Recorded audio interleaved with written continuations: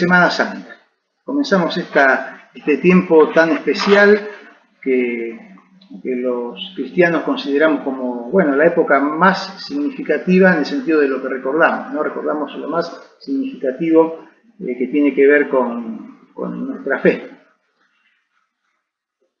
En toda la historia humana, desde Adán y Eva para acá, hay una búsqueda constante de parte de Dios hacia la humanidad.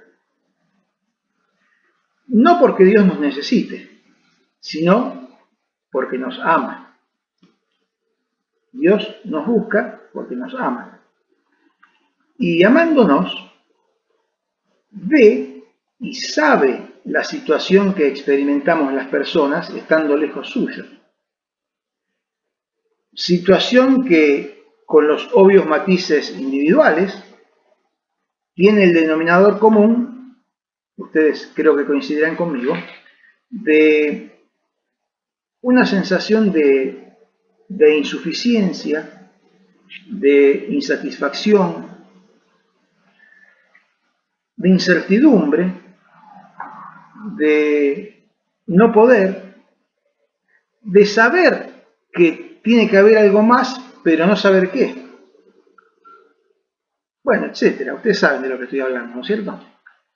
Y eso, más temprano o más tarde, a todos nos llega.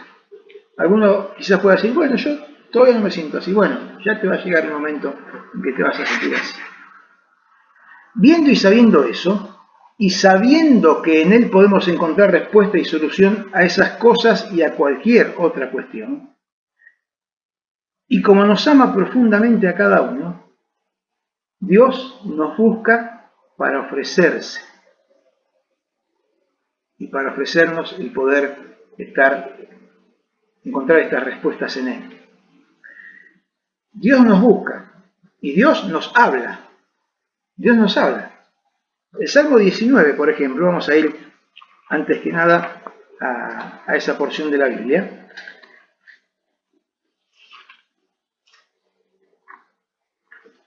Es muy interesante cuando leemos este pasaje, que es muy conocido, pero dice y demuestra que Dios nos habla aún sin una voz audible.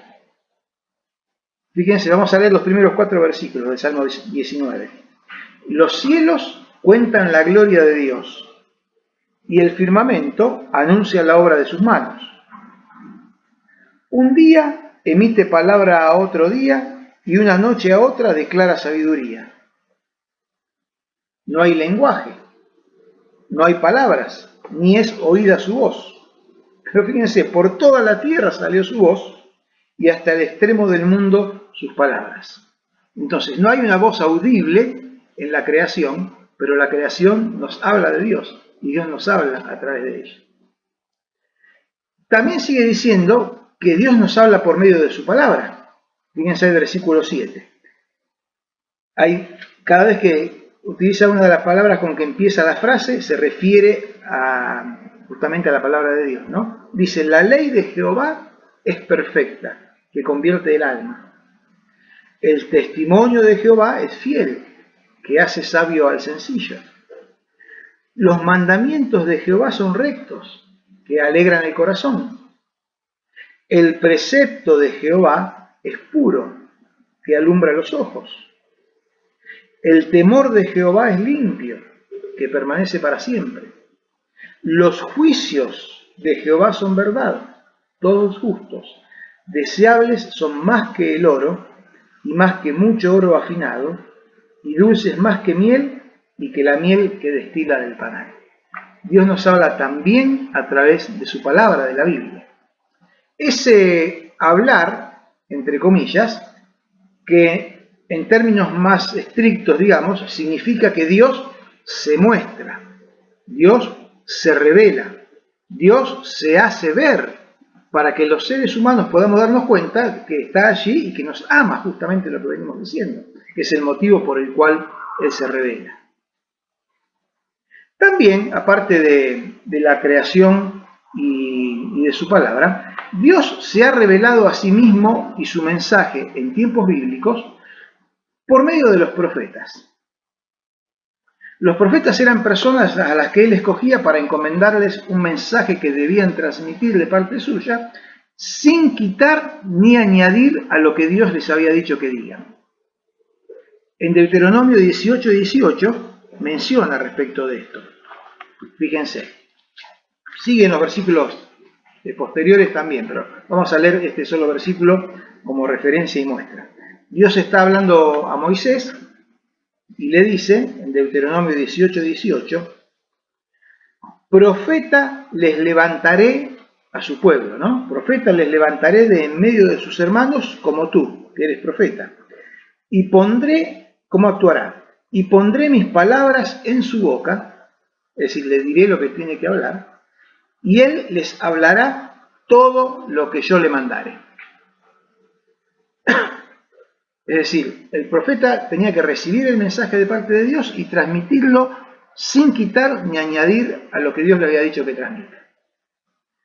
Finalmente, y de una manera completa y definitiva, Dios habló por medio de su Hijo Jesucristo. De hecho, así comienza el Evangelio de Juan. ¿Cómo comienza el Evangelio de Juan? Búsquenlo, Juan 1:1. Acá me lo están diciendo de memoria, muy bien. Juan 1:1 dice, en el principio era el Verbo, y el Verbo era con Dios, y el Verbo era Dios, y el Verbo es Jesucristo. Otra manera de expresarlo es utilizando en lugar de verbo, palabra. Y quedaría algo así como, y algunas versiones así lo dicen, en el principio era la palabra, y la palabra era con Dios, y la palabra era Dios. En el original griego se utiliza en este versículo el término logos, y admite aquí ambas traducciones. Puede traducirse como verbo y puede traducirse como palabra. Y en realidad, en el contexto que está hablando y de quién está hablando, significa ambas cosas. Porque fíjense, el verbo ¿qué indica? Indica acción. Todo verbo indica una acción. Y vaya si Jesús fue Dios en una acción muy especial y particular. Y también significa palabra, y se aplica bien aquí a Jesús, porque Jesús encarnó y trajo el mensaje de Dios. O sea, Jesús mismo encarnó la palabra de Dios y es el verbo de Dios porque él vino a actuar en nombre de Dios para cumplir un propósito. Bueno, todo esto que hemos estado diciendo hasta aquí nos pone en contexto para que podamos entender la necesidad, el significado y el alcance de lo ocurrido en aquella Pascua, no en todas las Pascuas, sino en aquella Pascua en particular, que hoy los cristianos llamamos Semana Santa. Jesucristo, siendo eterna y plenamente Dios, se hizo un ser humano. Se hizo hombre y vivió durante 33 años para llegar al momento mismo de aquella Pascua. Jesús vivió los 33 años que vivió para poder llegar al momento de esa Pascua y allí realizar y completar la tarea que se había propuesto ¿desde cuándo? Desde la eternidad. Y hay un pasaje bíblico que nos ayuda a dimensionarlo en su total plenitud, expresión y gloria. Y es el pasaje de Hebreos capítulo 1. Así que les invito a que podamos ir ahí con nuestras Biblias.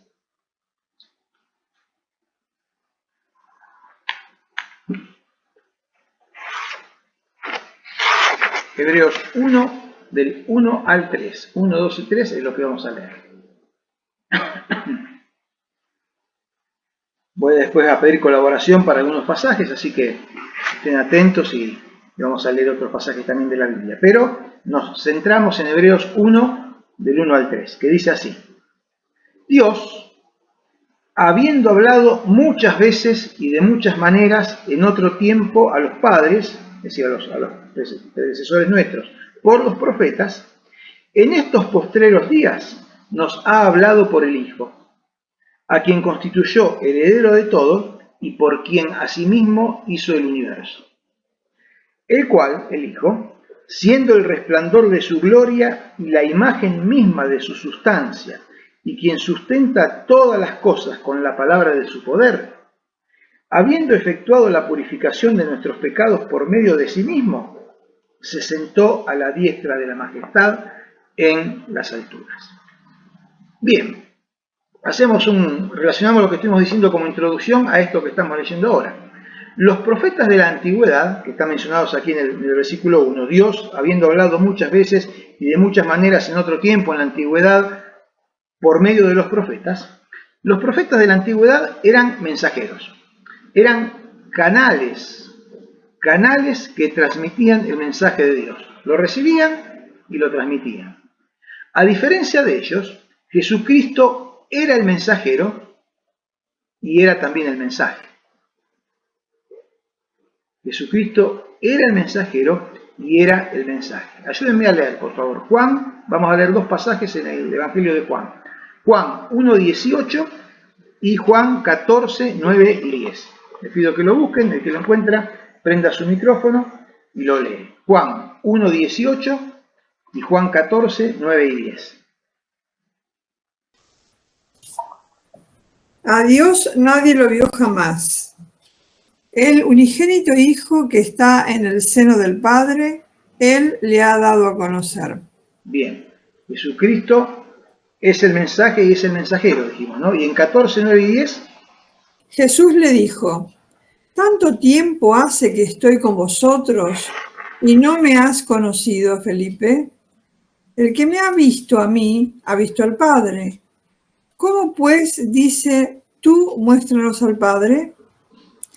¿No crees que yo soy en el Padre y el Padre en mí?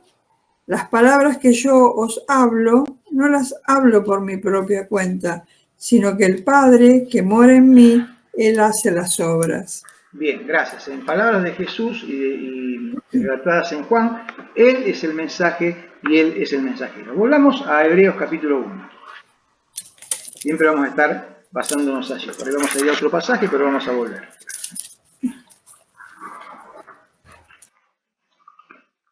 Dios antes, por medio de los profetas, había hablado, dice, fíjense, habiendo hablado muchas veces. ¿Por qué Dios habló muchas veces por medio de los profetas? Porque la revelación que ellos iban haciendo de Dios era específica y progresiva. Dios se iba revelando de a poco, iba mostrando de a poco su voluntad, apuntando a llegar al momento de Cristo, ¿no? Y dice que ha hablado de muchas maneras. Y bueno, eso lo vemos en la Biblia. ¿Cuáles eran las muchas maneras? Oral, escrita, en visiones, en sueños, por medio de símbolos, etc. Es decir, Dios por medio de los profetas habló de muchas veces y de muchas maneras. Pero dice el versículo 1 que en estos postreros tiempos, en estos últimos días, nos ha hablado por el Hijo.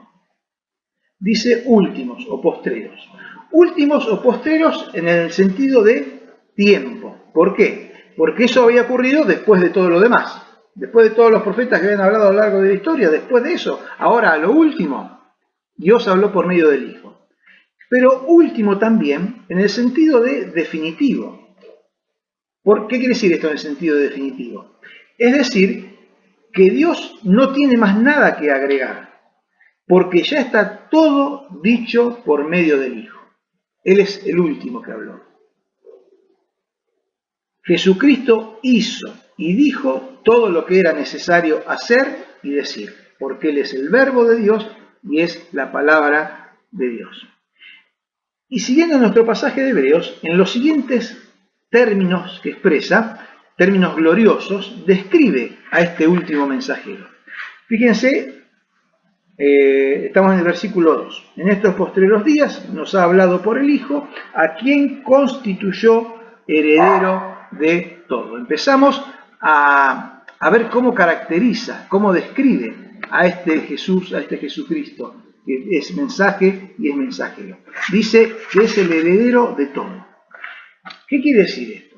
Y pensemos en que este Jesús del cual está hablando es el que vino en aquella Semana Santa, en aquella Pascua, para morir por nosotros, ¿no? El heredero de todo. Es decir, el universo le pertenece y en un futuro reinará completamente sobre él. Este Jesús, el heredero de todo, a quien todo el universo le pertenece y en un futuro reinará completamente sobre él, es quien vino a morir por nosotros. ¿Qué sigue diciendo? Por medio de quién, es decir, por medio de Cristo, asimismo hizo el universo. No solo que le pertenece porque Dios le ha asignado que le pertenezca, sino que le pertenece por ser quien lo creó. Dice, Dios creó el universo por medio de Jesucristo. Y no solo lo creó, sino que lo mantiene y lo sustenta. El universo funciona por medio de Jesucristo. Pensaba, leyendo esto, que la ciencia nos da algunas explicaciones, y yo pensaba, bueno, ¿qué es lo que mantiene la cohesión de los átomos, por ejemplo? Bueno, el universo funciona, sí, y la ciencia nos da una explicación de por qué. Nos habla que los electrones, los cosas, pero cuando vamos al ¿de dónde viene esto? No hay explicación. Hay explicación de cómo funciona, pero no hay explicación de por qué. Y funciona así. Y aquí tenemos la explicación. ¿Cuál es la explicación? Es que Jesús, por medio de Jesucristo, hizo el universo y lo sustenta. Este Jesucristo es el que vino a morir por nosotros. ¿Qué más dice? Dice que es el resplandor de la gloria de Dios. El resplandor, ¿pero en qué sentido? El resplandor de la gloria de Dios no como refulgencia, una refulgencia es el reflejo, sino como efulgencia. Efulgencia es el que la emite, es suya y la emite. El Sol es efulgente. Los demás planetas son refulgentes, ¿no? Entonces acá cuando dice que es el resplandor de la gloria de Dios, Jesucristo es la efulgencia de la gloria de Dios, porque Él tiene esa gloria en sí mismo y la emite para que la podamos ver. Y hermanos, este Jesús, que es el resplandor de la gloria de Dios, es quien vino a morir por nosotros. ¿Qué más dice? Dice que es la imagen misma de la sustancia de Dios. La imagen misma de la sustancia de Dios. Es decir, Jesús es, ¿cómo explicarlo en términos nuestros? Es la fiel y exacta representación del ser de Dios real y pleno. La imagen misma de su sustancia. Viéndolo a Cristo, leíamos antes, vemos a Dios. Jesucristo es Dios y todo lo que es Dios está representado y expresado en la persona de Cristo. Y sigue diciendo después, en la frase siguiente, que así como creó y dio vida por su palabra, también por su palabra sustenta aquello que engendró. ¿Ven ahí en el versículo 3? Y quien sustenta todas las cosas con la palabra de su poder. Yo preguntaba antes, ¿cómo mantienen su cohesión los átomos? Bueno, Cristo con su palabra hace que eso ocurra. Y tantas cosas más que podríamos decir. Todo Él sustenta todas las cosas con la palabra de su poder. Ese es Jesucristo, quien es heredero de todo, el universo, por medio de quien ese universo fue hecho, quien es el resplandor de la gloria de Dios, la efulgencia, porque la emite Él mismo, quien es la imagen misma de su sustancia y quien sustenta todas las cosas por medio de su palabra, este es el que vino a morir por nosotros. Este y así es el Jesucristo cuya obra conmemoramos y celebramos en Semana Santa. No es el que está en un cuadro o en una imagen, un poco más lindo, un poco más feo, un poco más alto, un poco más bajo, un poco más flaco o más rellenito, con el pelo y la barba más largo o más corto. No es el que está colgado en un crucifijo. No es el que cualquiera de nosotros pudiera imaginarse por sí mismo de cualquier otra manera que no sea la que la palabra de Dios nos enseña. Este, del cual recién hemos hablado y descrito, este y así es Jesucristo. Y Jesucristo hizo muchas cosas por las cuales es recordado. venerado por unos, rechazado por otros. Muchas de ellas, de las cosas que él hizo, las más importantes y necesarias de transmitir, están registradas en los evangelios y en la Biblia. Aunque al final de su evangelio, Juan dice que si una por una se escribieran todas las cosas que Jesús hizo, él, Juan, calcula que no habría lugar para guardar todos esos libros. Obviamente que utiliza una figura de exageración para decir que serían tantas que serían casi imposibles de escribir. Pero bueno, las más importantes, las necesarias de ser transmitidas y conocidas, es las que están en los evangelios. De todas estas cosas que Jesús hizo muchas entonces, como recién decíamos, lo más trascendente y relevante que hizo es lo que está detallado aquí en la segunda parte del versículo 3 de Hebreos capítulo 1. ¿Qué dice ahí? Después de la palabra de su poder, dice: habiendo efectuado la purificación de nuestros pecados por medio de sí mismo, se sentó a la diestra de la majestad en las alturas. Entonces dice que este Jesús hizo dos cosas. De las muchas que hizo, las dos que más quedan para destacar y las más importantes son estas. Primero, efectuó la purificación de nuestros pecados por medio de sí mismo. Y después se sentó a la diestra de la majestad en las alturas, en los cielos.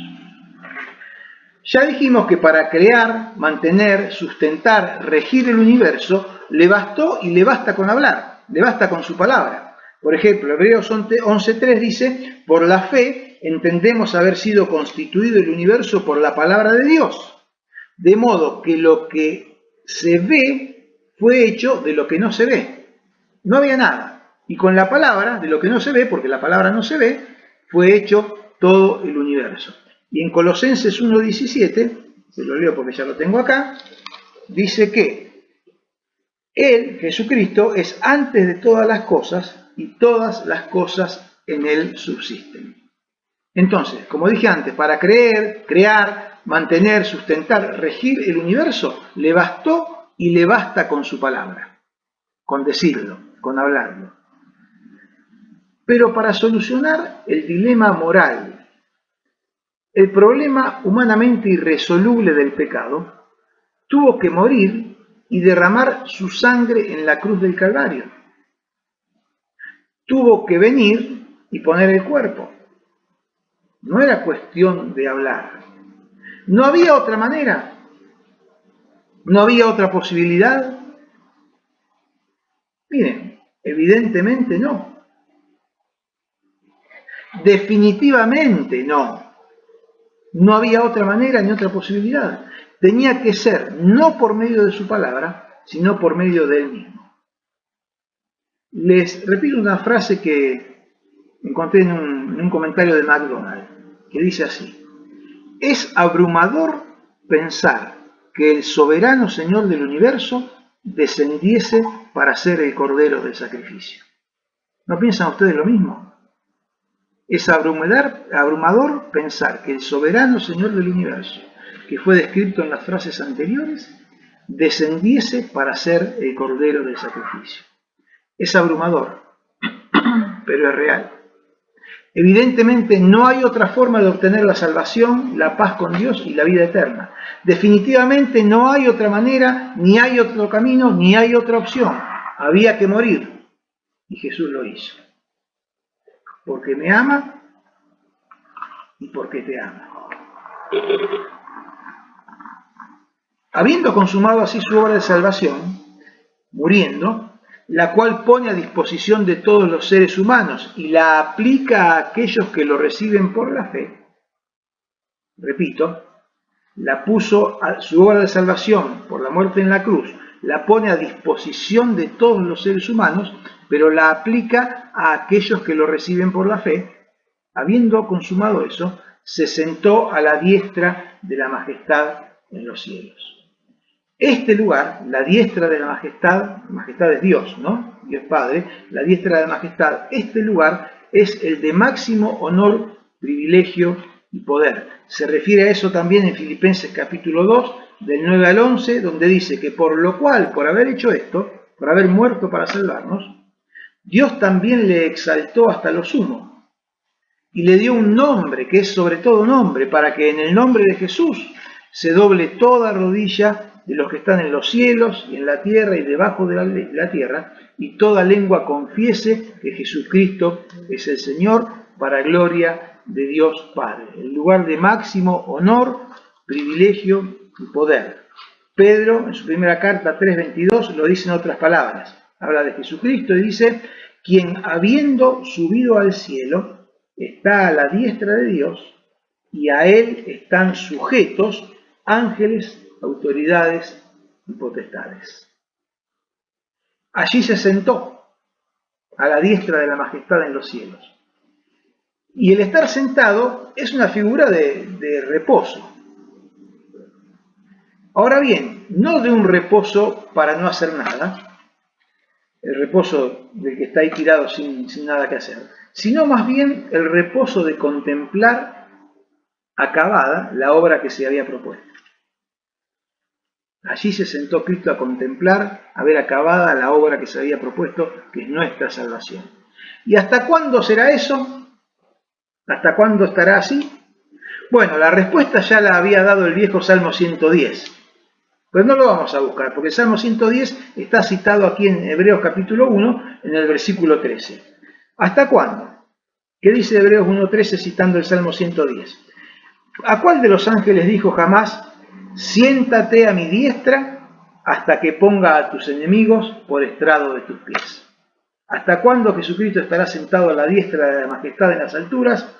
Hasta que Dios ponga a sus enemigos por estrado de sus pies, es decir, debajo de sus pies, habilitando que ejerza de manera plena el dominio universal que ya le fue otorgado en su reino, al cual ha dado acceso a todos los que han creído, creen y creerán en él. Hermanos, esta es la obra de Jesucristo. ¿La cita? Ajá. Hebreos 1:13. Gracias, Hebreos perdón. 1:13, que está citando el Salmo 110:1. Siéntate a mi diestra hasta que ponga a tus enemigos por estrado de tus pies. Es decir, cuando el reino sea consumado, cuando Jesucristo comience a reinar, y a ese reino nos ha dado participación, nos ha dado acceso, nos ha dado entrada a todos los que han creído antes, a todos los que creen, a todos los que creerán en él. Quisiera terminar leyendo Colosenses capítulo 1, versículos del 12 al 14. Colosenses capítulo 1, versículos del 12 al 14.